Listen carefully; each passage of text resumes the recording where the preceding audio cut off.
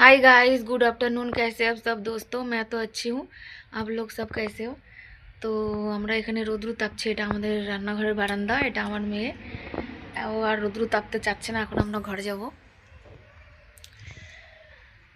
তো আজকে রোদ্রুটা একটু খুব, এমনি তো শীত থাকে বা রোদ্রু সেরকম উঠছে না, আজকে ভালোই রোদ্রু আছে। তো যাচ্ছ মা? বাড়িতে। ঘরে যাচ্ছ? ঘরে ঘুমাবো। ঠিক আছে, যাও ঘরে। আমিও ঘরে যাই। হাই। রোদ্রুটা আজকে সত্যি প্রচুর, অবশ্য নেই আজকে।